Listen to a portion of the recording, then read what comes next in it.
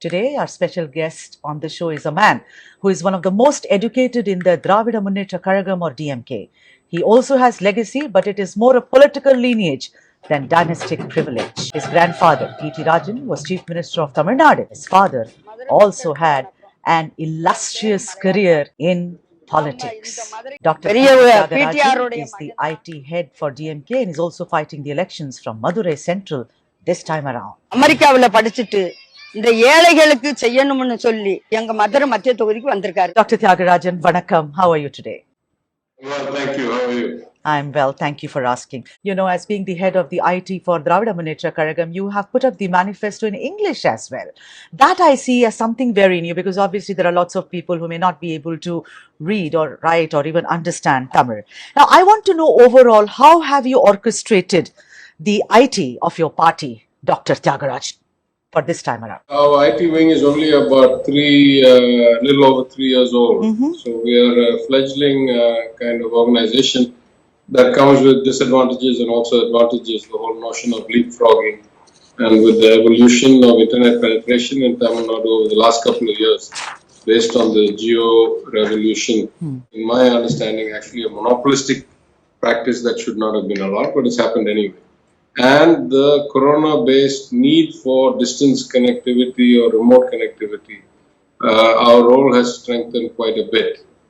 And the effect of that, I would say, is far beyond social media, starting with internal communications and alignment to data and analytics to invisible spread of images. I mean, not what you see on Twitter or Facebook, but in private networks like WhatsApp and other networks, ShareChat and so forth. And in social media, of course. So we have tried to take an expansive view, and things like putting the budget document in English are just basic steps because we feel like our value system of the dividend model is so important that other people truly comprehend that we felt that it was important to translate the document, which the party would have done in due course if the elections weren't so suddenly announced. But we took it upon ourselves to do that. Muka Stalin, you know, he went around asking people for petitions and then apparently put them in a putti or a box and said, you know, when I come to power, I perhaps will open this and read all your complaints. Now, you know, there has been, I'm not getting into politics. I'm just asking you, doctor, that don't you think that when this people to people contact happens and you are collecting petitions, it could prove to be counterproductive when you're taking such an expansive view, you know, to put it out on various platforms? No, I think I can't disagree more vehemently with that. I think the whole point of politics is to help people. Now, the question is, do you help people only by policy, only by governance, only by budgeting, only by schemes?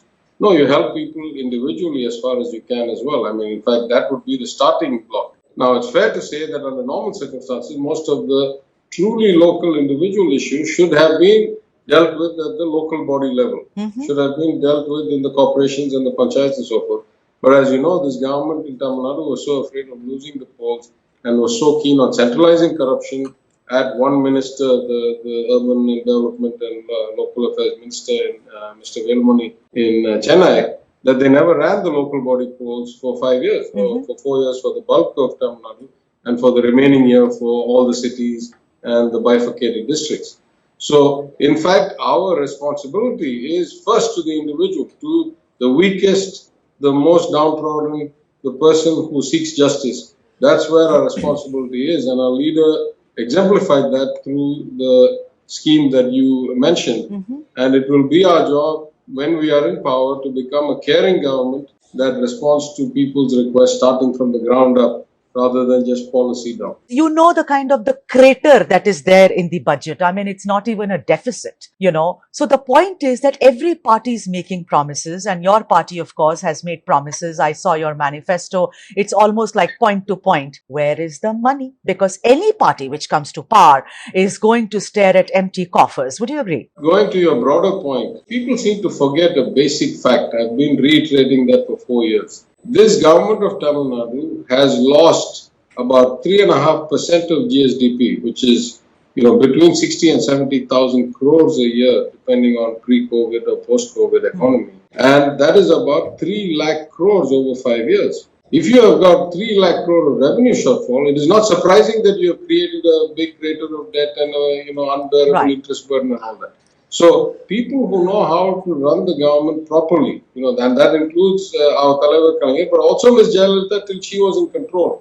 From the passing of the FRBM Act in Delhi and the FRA Act in Tamil Nadu in 2003 till 2014, till she got arrested and went to jail, that the government of Tamil Nadu either ran a revenue surplus or never more than a 2,000 or 3,000 crore revenue deficit because of some temporary setback like the global financial crisis. So we were a well-managed, revenue-neutral, borrowing for capex, capital expenditures, investment state. That has been destroyed by these guys who have no strategy, no plan, who are accidental ministers and accidental chief minister, and therefore had no either the depth nor the need to think in the long term. So the first thing I would say is, if we did not have 3 lakh crore revenue loss, and I don't just say this, the 14th Finance Commission estimates have been missed by that much. The 15th Finance Commission points this out in their report. The CAG report points out in the year 17-18, the gap was about 60,000 crores. And every year it will say that. This government has not even released the 18-19 CAG report. They're afraid to table the report. And so if you do the revenue management right, of course you can do a lot more spending. Right. It's when you don't have revenue that you're stuck. So if your party comes to power, don't you think you'll be left with something to manage which seems insurmountable right now, Dr. Thiaga Rajan? No, of course. Listen, when you have a debt to GDP ratio that is, in my opinion, already crossed 25%, though they are giving some funny money accounting, and interest to revenue ratio that has crossed 23, 24%, you are in a deep hole. But the government of India has been facing this or worse situation for the last, 8-10 years. It is, of course, accelerated greatly after Mr. Modi came to power, but it wasn't that great. So on a relative basis, state finances are much better than the central government's finances. But at some level, we have reached the depth where it is not fixable, in my opinion, professionally. This is not the party's perspective, but my professional opinion as a former finance professional is that we have reached a point where this is not fixable by gradual correction. We need a one-time restructuring. We need to do something like the government of India does, which is a sale of assets like public sector utilities or land or something. We have to figure out a way to get these ratios down. I'm much more worried about the interest to revenue ratio. Right. Of course, that will go down a bit if we can get back to 10.5% of GSDP in our revenues, which has been the goal that I've been telling this government since 2017. And which they allegedly formed a committee for. Thiaga Rajan, former RBI governor committee. I criticized the composition of the committee.